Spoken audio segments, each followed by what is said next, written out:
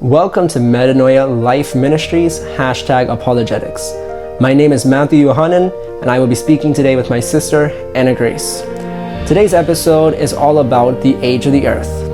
For centuries, evolutionists have been championing their ideas that the earth is actually millions of years old, while in fact, many evidence shows that the earth is young. In today's episode, we'll be diving into the idea that the earth indeed is young, and we will be showing the scientific evidences that we can observe today that support a young earth and a creator. Sit back, relax, and enjoy today's episode on Metanoia Life Ministries, #apologetics.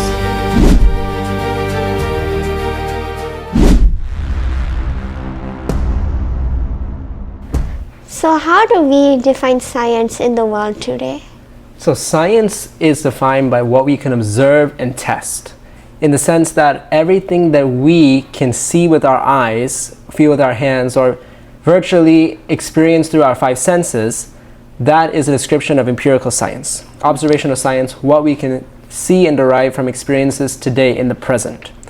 However, many evolutionary scientists try to look at the present and automatically assume that that somehow defines the past or the origin of the universe. Essentially, we cannot scientifically prove any phenomena that occurred in the past because we have to look at historical accounts. Correct. For instance, the moon standing still. How do you prove that today? Like, there's historical accounts of the moon not moving, or perhaps the sun staying still, which means the earth did not move, such as in Hezekiah's time. How do you define that scientifically? It's a scientific phenomena, but because it happened in the past, we cannot scientifically prove it that it happened today. Correct. So we look at historical accounts, and that's what we have to do with the origin of the universe, with looking at the Bible and how it interprets how the earth was formed. And basically, we have to look at the past and the historical accounts to define our present, versus looking at the present to define our past. Correct. So how do we date the world using scientific principles? Well, using scientific principles, we look at how much carbon or radiometric elements are remaining in one organism today. So we look at their fossilized remains, we look at their organic matter, and we see how much of a chemical or element on the periodic table has decomposed or decayed over a certain amount of time. So if you take like carbon 13, 14, 15, you'd see how much is left in a substance. That's carbon dating, and we know the half-life of carbon, so you can trace it back to a long time ago, and they assume that it was that many years old. Same with radiometric elements on the periodic table. It still also has a half-life. The problem with these types of dating is that it is not an exact science. Specifically, if you look at heat added to an element, it will speed up and change the rate of decay. In the same way, if there were sister atoms or other contamination to the organism when it was dying, that would also create a miscalculation. And other environmental pressures, it could also change the rate at which it's decaying. And so it's not an exact science. Even the sample that scientists take may not be accurate of how much of the element is in the organism. Many of radiometric and carbon dated organisms have been shown to be millions and thousands of years old when really the organism is still alive. There are many elements we can look and we can give examples through other sources online.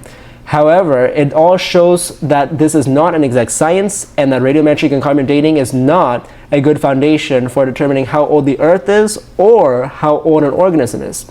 In fact, scientists don't even use these types of methods for dating most organisms they find. They actually use the geologic column, which automatically establishes how old each layer of rock is in the earth, and they date the rocks by the fossils, and they date the fossils by the rocks. So that's circular reasoning, and that's already established, because obviously this process is very intensive to actually send this element to the lab and have it dated, and it's not accurate most of the time. So that's why they already have a framework, and they're basing all of their calculations. Oh, this dinosaur bone was found in the Jurassic period, so it's this many years old. Obviously, that's not an exact science, and it's basically just a religious framework, I would call it. Yeah, so it's only faith, it doesn't work. it is faith and it doesn't work. Correct. So what is the evidence of the Earth being young? So evidence for a young Earth is actually quite evident in almost many things that we can observe today. And again, we know that observational science, these are not exact sciences that prove the Earth is young, but we use them as references to suggest that the Earth is young. There are certain things and certain phenomena that we observe today that caps the age of the Earth. So there's certain things, we can't say that it's 6,000 years old, but we can say it's no more than 10,000 or it's no more than 8,000. There's different things we can observe today that allows us to say that. One of those that shows that each layer of rock in the Earth is not millions of years old is polystrate fossils. Yes. So polystrate fossils are fossils that go through multiple strata of the Earth's surface. An example is a whale, fossilized whale that goes through Jurassic, Triassic, and different evolutionary layers of soil. And also trees. Many trees actually go through many layers of soil. Those are fossilized trees. So evolutionists will say, oh, it's due to a localized flood that caused that tree to be buried there. But then I ask them, that kind of defeats the idea of uniformitarianism. Correct. So what about evolution being a constant process? What about the constant times and constant stimuli that allow it to develop over years and nothing happening over this long amount of time to wipe out the organism? So obviously it makes it an even more unbelievable theory. Yes. And I believe we can all agree about that. And it puts all of the evidence to the creation theory. Right, we're getting more evidence for our creation theory.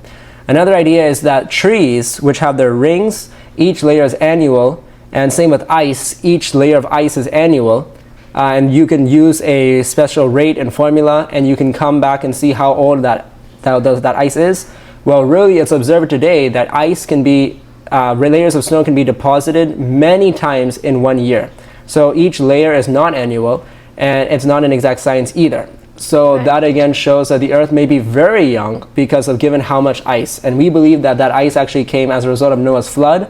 And more evidence is that we find woolly mammoths frozen with food still in their mouth. Yes. Which is something that we would expect to find if there was a catastrophic flood. Correct. Another thing is Antarctica has a large layer of fossils and greens and green grass, and above it immediately there's ice. So suddenly in Antarctica there was ice and snow that covered a green and dry surface, green, lively, lush surface. And that all points to a catastrophic flood, which again points to the creation theory. Another example would be that the oldest tree in the world is 4,400 years old. It's said to be, and that is the time of Noah's flood. So that would make sense. Everything died, so only that tree would be left. Another thing is people say the Earth's magnetic field is getting weaker. Well, then if it was millions of years old, it would be so strong that it would be attracting everything in the universe to the Earth, which would not make sense if it was millions of years old. That's why evolutionists thereby say that the magnetic fields are reversing. Yeah. Well, if we look at the Mid-Atlantic Ridge, we actually see those reversals can happen very quickly. It's not a millions of years kind of thing. So we believe that those kind of reversals happened very quickly during the flood. Yes. Another idea is that comets, if we look at astronomy, comets are only supposed to last 10,000 years. And so they burn out very quickly. They'll burn out within 10,000 years. So then the question is, why do we still have comets today? Because they're remnants of the creation of the solar system. So even according to evolution, that wouldn't make sense. And obviously they have their kind of ideas they'll try to bring about, obviously, which make no sense. And we hold to our beliefs. Correct. Finally, the most convincing evidence I say, especially for dinosaurs not being millions of years old, is that we find blood vessels and soft tissue in dinosaur fossils. That's something they never want to show on the evolution papers. They never want to show that on the front page of an evolution article, but it's something that we observe.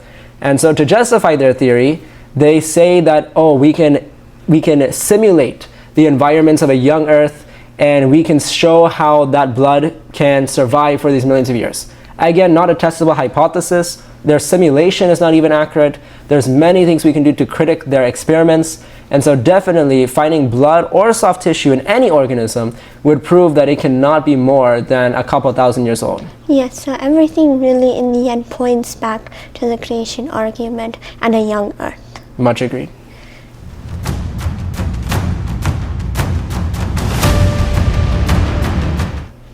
Thank you for watching. If you want more videos like this one, please subscribe and share it to find more.